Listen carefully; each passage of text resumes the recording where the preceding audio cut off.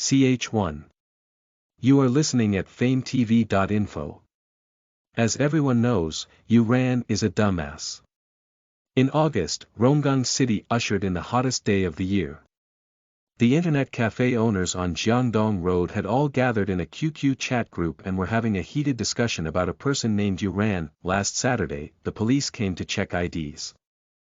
I hurriedly rushed upstairs and shouted for the group of kids playing to sneak down using the stairs and leave. All of them were very cooperative, except for this fucking Yuran. I told him to move faster and promised that he could play for 2 hours on the house next time. But he just refused to leave, and even shouted at me, "Gu is about to reach climax. Gu is about to reach climax. I can't leave." At first I thought he was watching porn, but after taking a look, I found that both of his hands were on the keyboard and he was actually gaming. The owner of Haoyue Internet Cafe took a deep drag of his cigarette and sighed, typing. Later I found out that this little bastard was playing LOL while listening to music, and he would usually use his ultimate when the music reached its climax. In the end, he managed to kill 5 and I was also taken away by the police. He criticized the education system. I was fined $10,000. God damn it. Others in the group quickly expressed their sympathy. Some said that Yuran always fought in front of their internet cafes, causing the police to head there to catch people. A supervisor at one of the cafes even suspected that Yuran was an accomplice sent by the police, a sort of bait.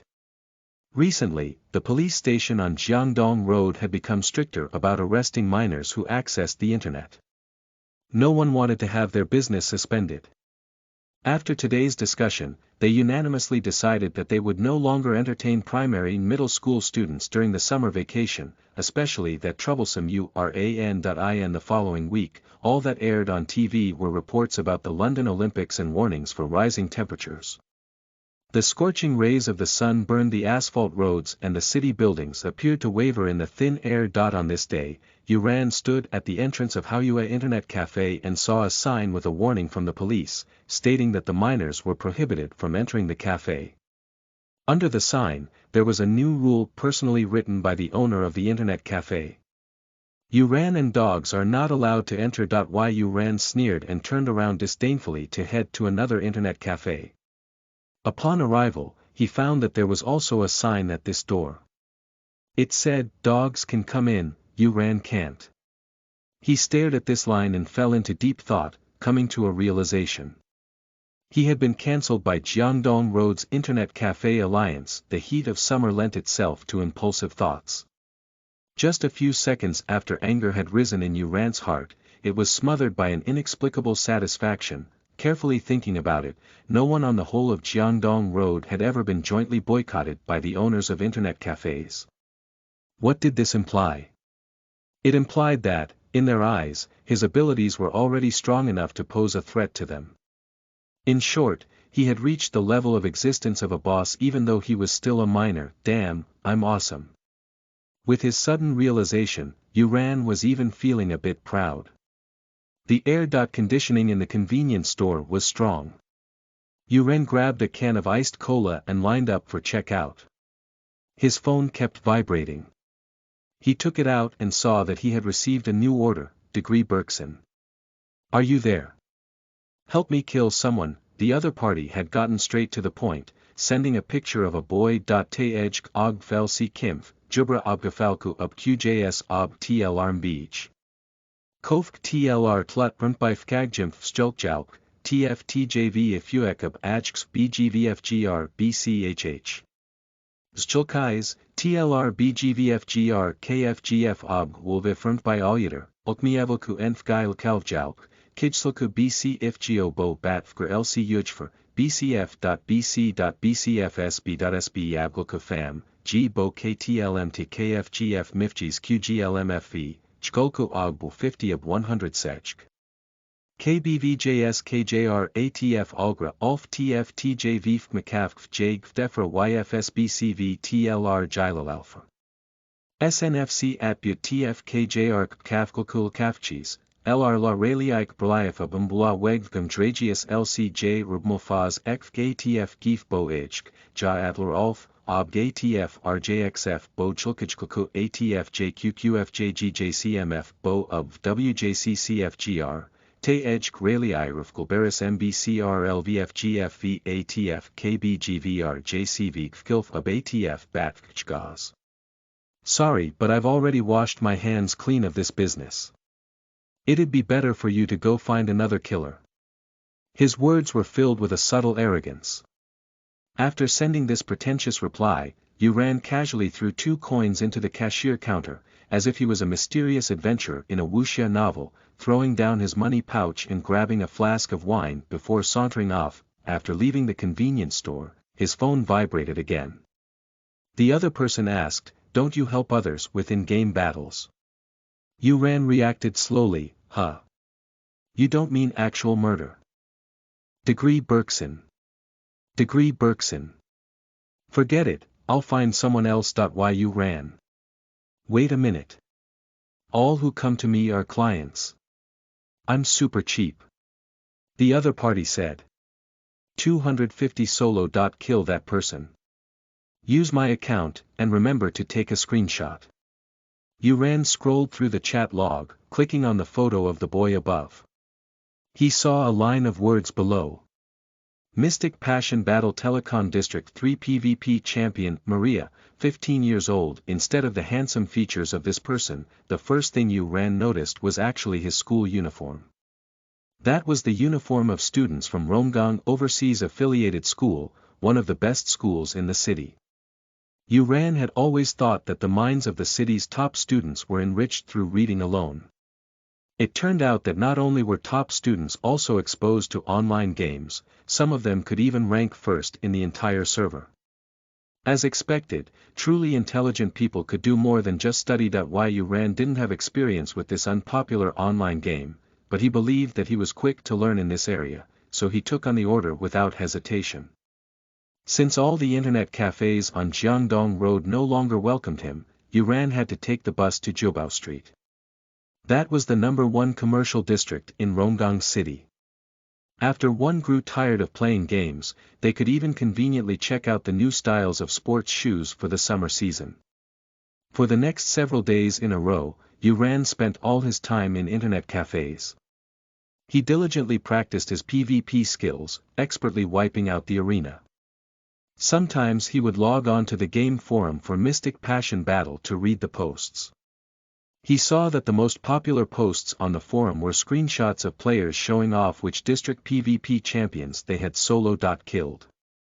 It seemed like the business of playing on behalf of others was also booming in this game. On Tuesday afternoon, the heat was unbearable.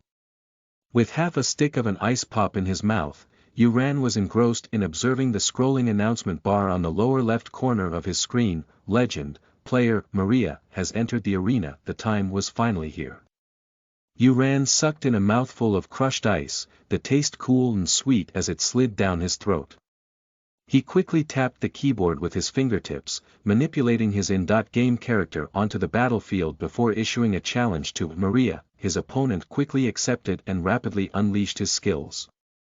Fortunately, Yu ran had placed a transparent shield in advance, otherwise he definitely wouldn't have been able to react in time.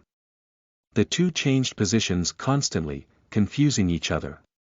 Yu ran's health bar took a couple hits. After doing his best to rescue himself from the precarious situation, Yu ran managed to fight against his opponent anew. Suddenly, Maria jumped onto the city wall. Yu ran thought that he was going to use his ultimate against him, and reflexively dodged. But even after a few seconds, no extra sound effect could be heard. Yu ran looked intently, discovering that the person had stopped moving. Lag. Or pretending to be MIA to bait me. Doubts flashed through his mind, but Yu ran had always preferred to use brute force when gaming. So without further ado, he rushed to attack, unleashing a few combos in the direction of the city wall. Bright yellow flames burst forth from mid-air, falling heatedly and burning Maria. Yu ran clearly saw his health bar drop to 0 in just a few short seconds. Before the entire character's body toppled over, the chat suddenly exploded.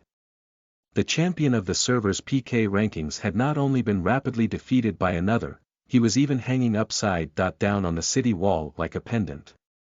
In that instant, as his face swept the floor, he had completely lost his reputation. Yu Ran knew that this person must have temporarily disconnected, which was why he had won so easily. This was very unfair, and the victory felt unsatisfying. Yu Ran sent a message into the chat to help his opponent explain the reason for their failure, before promising to challenge his opponent again when he returned online. Then, Yu Ran privately messaged Maria and asked him if his internet connection had improved. After waiting for a while, there was still no response. So Yu Ran simply left the game and opened Kuo to listen to songs. Yu Ran was prone to sleepiness in the afternoon. He was feeling drowsy, when suddenly, the sounds of a commotion woke him up. The volume of noise from the crowd overpowered the music playing in his headphones. He raised his head sleepily, just in time to see a few people pushing and shoving at each other in front of the row of computers opposite him. One of the boys directly picked up a computer chair, abruptly slamming it down on the others. A couple of people cursed. Following that, the chair fell heavily, and the noise of its wheels breaking apart instantly shocked everyone in the internet cafe. The ruckus drew the attention of the supervisor, who tried to persuade the boys to stop fighting.